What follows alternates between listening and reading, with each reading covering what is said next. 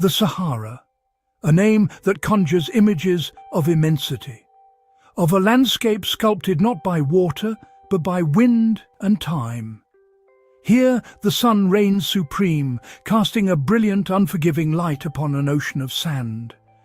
The dunes are great golden waves, frozen in a slow-motion dance that spans millennia. They rise and fall like the deep breaths of a slumbering giant. For centuries, this expanse was considered a void, a blank space on our maps, a place where life itself seemed to surrender to the elements. But the desert is not empty. It is a library of forgotten stories, its secrets buried beneath countless grains of sand. Ancient winds sweep across this domain. They are the true custodians of this land. They carry with them the dust of mountains long since eroded and the whispers of civilizations long since vanished. These winds have seen empires rise from the dust and return to it. They have witnessed the passage of caravans laden with salt and gold, and the solitary journeys of nomads who knew the desert's secret ways. The silence here is profound, a living presence that speaks of eternity and the humbling scale of geological time.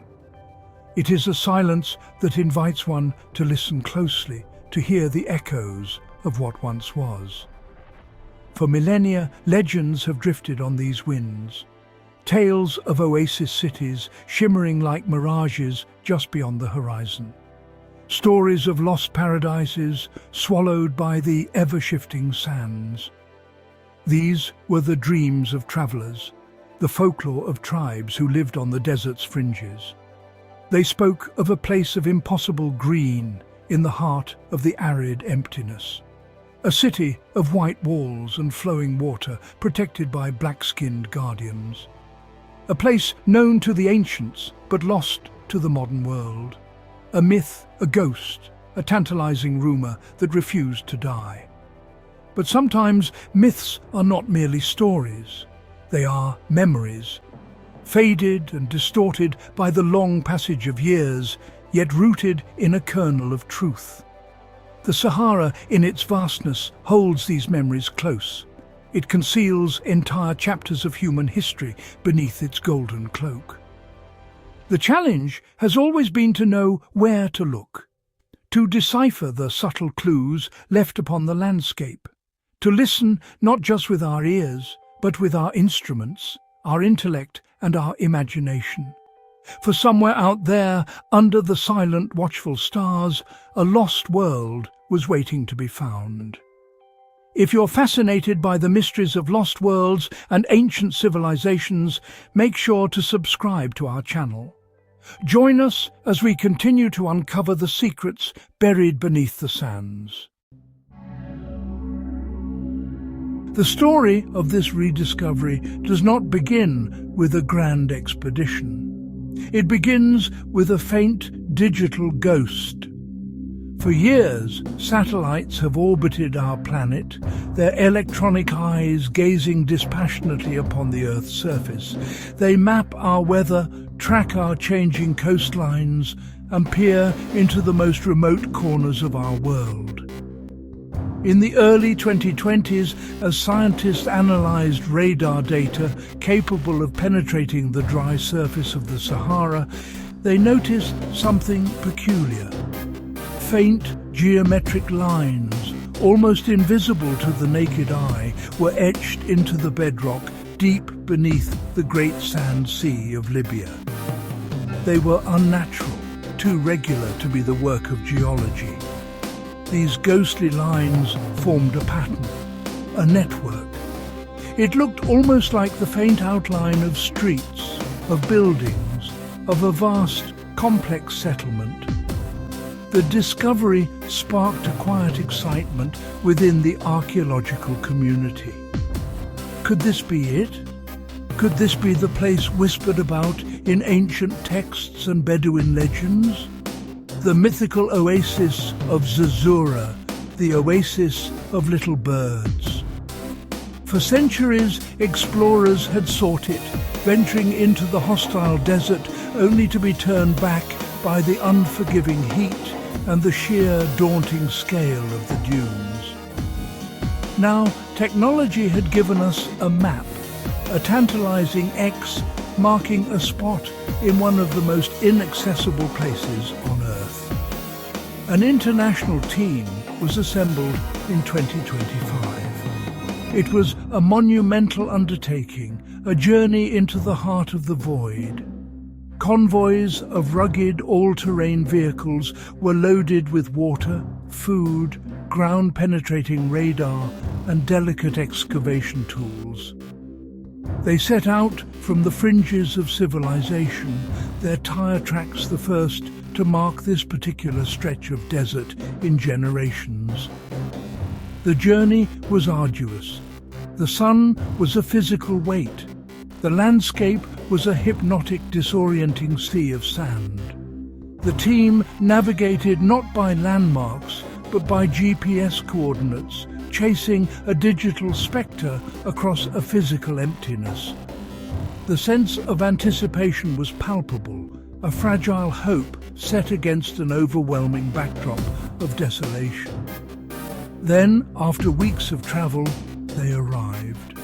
The spot looked no different from any other part of the Great Sand Sea. Just dunes stretching to every horizon. But the instruments told a different story. The ground-penetrating radar screamed with anomalies just a few meters below.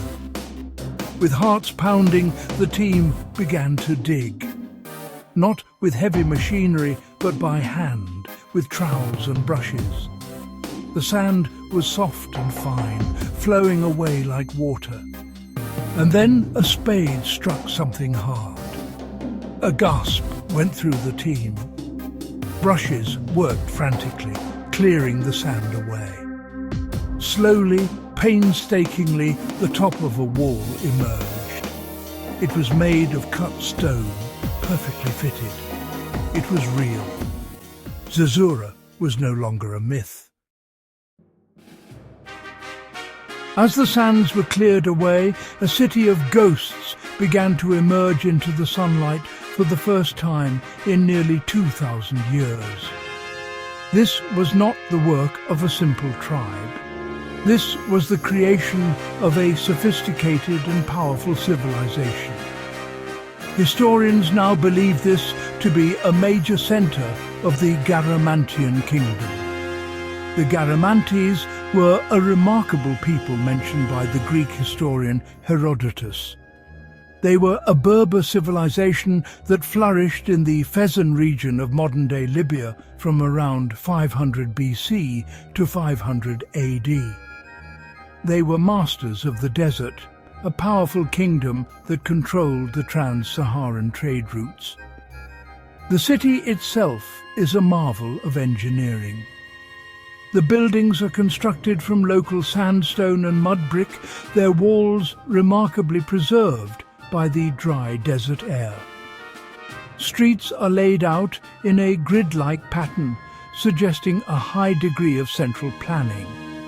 We see the remains of multi-story dwellings, courtyards and public squares. It speaks of a bustling, organized society. These were not simple nomads. They were city builders, administrators, and artisans. The Garamantes were once dismissed by Roman historians as little more than troublesome desert raiders. But the ruins of Sahara tell a new story. They reveal a complex culture that thrived in an environment we now consider almost uninhabitable. The legends of Sahara, the city of white walls, now seem less like myth and more like history viewed through a poetic lens. The unearthed walls, though now ochre-coloured, may well have been plastered and painted white, gleaming like a beacon in the desert sun. The tales of flowing water, once thought to be pure fantasy, are now explained by an astonishing discovery. The Garamantes were brilliant hydraulic engineers. the archaeologists have uncovered a vast underground network of tunnels known as fogaras. These tunnels gently slope downwards, tapping into fossil water deep within the sandstone aquifers and channeling it to the city and its surrounding fields. This was a civilization that did not just survive in the Sahara. They bent it to their will. They were warriors, certainly, with their chariots famously depicted in rock art across the region. Pulled by horses, they stabled and fed in this impossible place. But they were also farmers, merchants and engineers. They traded with the Roman Empire to the north and the empires of sub-Saharan Africa to the south. Zerzura was a vital node in this network, a cosmopolitan oasis of commerce and culture. The city's re-emergence from the sand is not just the discovery of ruins, it is the rediscovery of a forgotten African superpower. Daily life in ancient Zerzura was a testament to human ingenuity. The water from the Fogara system was the city's lifeblood. It irrigated fields of wheat, barley and date palms, creating a vibrant green belt that stood in stark defiance of the surrounding desert. Imagine the sight: a dense canopy of palm trees, the sound of running water in stone channels, the scent of blossoms on the arid air. Archaeologists have found the remains of olive presses and grape seeds, suggesting they even produced their own oil and wine. This was an agricultural miracle, a carefully managed ecosystem that sustained thousands of people. The society was highly structured. At the top was a king, who likely resided in a large, fortified palace complex at the city's centre. Below him were nobles, warriors and priests. The discovery of intricate pottery, glass beads from the Roman world, and carved ivory from the south points to a wealthy merchant class. The common people were farmers, builders and artisans. In the excavated workshops, we find the tools of their trades: looms for weaving textiles, kilns for firing pottery, and forges for working metal. They were a creative and industrious people, their lives a blend of hard work and the communal rhythms of an oasis city. So why did it vanish? Why was this thriving metropolis abandoned and surrendered to the sand? The answer, it seems, lies in the very source of its success: the water.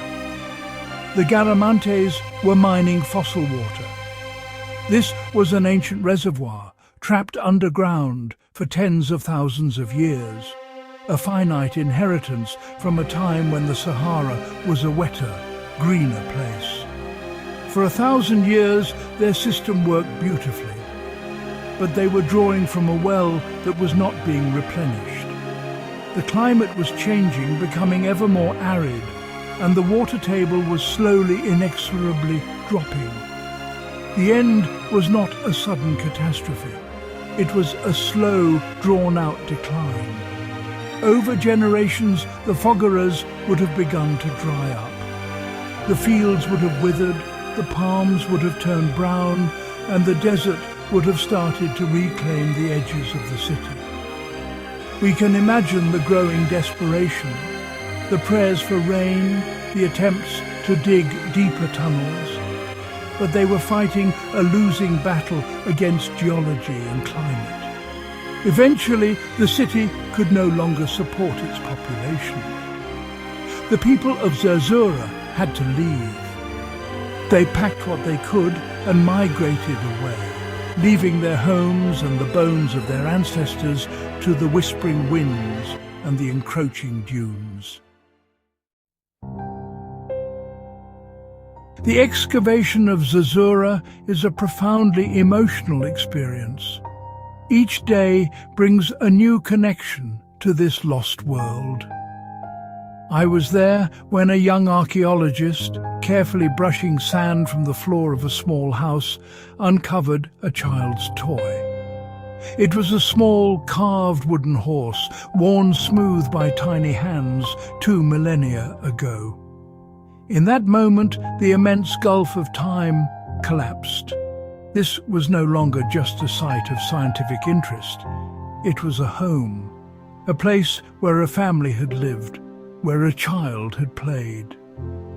The silence of the desert seemed to fill with the imagined sounds of laughter. There are moments of awe that leave the entire team breathless. In what is believed to be a noble's tomb, sealed and untouched, the team found wall paintings of extraordinary vibrancy. They depict scenes of the desert hunt, with chariots racing across the plains. They show Garamantian gods and goddesses, their faces and stories lost to us, but their power still palpable in the art. In one chamber, excavators found a collection of delicate Roman glass, as thin and perfect as the day it was made. To hold such a fragile object, knowing it travelled across the sea and the desert to this remote outpost, is to touch the vast interconnected web of the ancient world. The scientific discoveries are rewriting our understanding of the Sahara. The analysis of pollen grains trapped in sediment layers is allowing us to reconstruct the ancient environment with incredible precision. We can see the exact moment when the olive trees began to fail, when the grasses retreated. Genetic analysis of organic remains is helping us to understand the Garamantes themselves, their diet, their health, and their connections to other populations across Africa and Europe. Each fragment of pottery, each shard of bone, is a piece of a grand puzzle that we are slowly fitting together. But perhaps the most powerful moments are the quietest ones. Standing in the center of the city at dusk, as the sun sets and the stars begin to appear in the pristine desert sky. The wind moves through the empty doorways and ruined halls. It is in these moments that one feels the true weight of history. You are standing in a place of immense human endeavor, of great triumphs and inevitable sorrow. It is a deeply humbling experience. It reminds us that our own bustling, noisy civilization is but a fleeting moment in the grand sweep of time. The rediscovery of a city like Zazura is more than just an exciting archaeological find. It is a profound lesson for all of humanity. It forces us to reconsider our maps, not just of the world, but of our own history. It reminds us that great civilizations can rise and fall in the most unexpected of places. The Sahara was not a barrier, it was a conduit, a place of innovation and connection. The Garamantes and others like them demonstrate the incredible resilience and adaptability of our species. They show us that with ingenuity and courage we can make a home almost anywhere. Uncovering these lost worlds is an act of remembrance. It is our duty to the people who came before us, to learn their names, to tell their stories, to honor their achievements and understand their struggles. They are not just subjects for academic papers. They are part of our collective human family. By piecing together their lives, we enrich our own understanding of what it means to be human. Their art, their engineering, their society, all of it adds to the rich and complex tapestry of our shared heritage. Forgetting them would be to lose a part of ourselves. The story of Zazura is also a powerful cautionary tale, one that resonates deeply in our own time. here in 2026. The Garamantes were masters of their environment, but they built their magnificent civilization on a finite resource. They did not see the slow, creeping nature of the change that would ultimately seal their fate. Their wells ran dry. Their world ended not with a bang, but with a slow, thirsty whisper. As our own civilization confronts the challenges of a changing climate and dwindling resources, the silence of Zazura speaks louder than any warning. It teaches us that no society, no matter how clever or powerful, is immune to the laws of nature. Ultimately, history is not just about the past, it is about the future. By looking back, we gain the perspective we need to look forward. The ruins of Zazura, emerging from the sands, are a mirror. They reflect our own vulnerabilities and our own potential. They challenge us to be better custodians of our planet, to learn from the mistakes of those who came before, and to build a future that is sustainable. The sands of the Sahara have given up one of their greatest secrets, and in doing so have given us a precious gift, a story of both wonder and warning, an echo from a lost world that can help guide our own.